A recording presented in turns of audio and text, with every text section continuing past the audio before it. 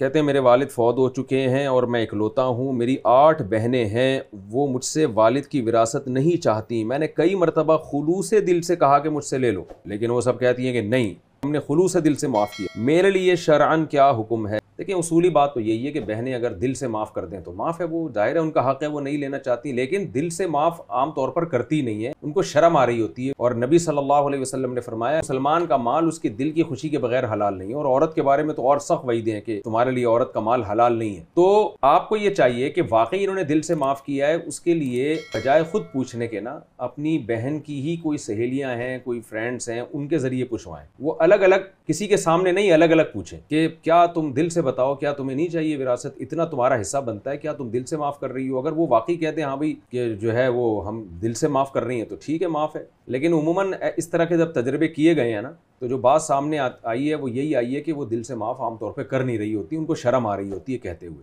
तो उनको ये डर होता है कि सब ने माफ़ कर दिया, मैंने अगर माफ़ नहीं किया तो मैं बुरी बन जाऊंगी। अब 7 बहनों में 5 फॉर एग्जाम्पल दिल से कर रही हैं, 2 के दिल में नहीं है, लेकिन वो उन 5 की शर्मा शर्मी में वो भी माफ़ कर रही होंगी, या 4 की शर्मा शर्मी में वो 2 भी माफ़ कर रही होंगी। तो इसलिए फर्दन फर्दन अलग अलग खुद ना पूछें, किसी और से पूछवाएं और उनको ये गारंटी दें कि भाई अगर इनमें से किसी को भी चाहिए तो हम नाम शो नहीं करेंगे उसका। तो यानी ये फैसला आपने ही करना है कि वाकई दिल से है, ये जुबान का एतबार नहीं होता इसमें। इसलिए अगर वाकई दिल से माफ़ कर दिया आपने, फर्दन फर्दन पूछवा लिया, तो ठीक है, फिर बहनों को ये हक़ है, अब किसी हर एक को हक़ है कि अपना हिस्सा ना ले, वो माफ़ कर दे।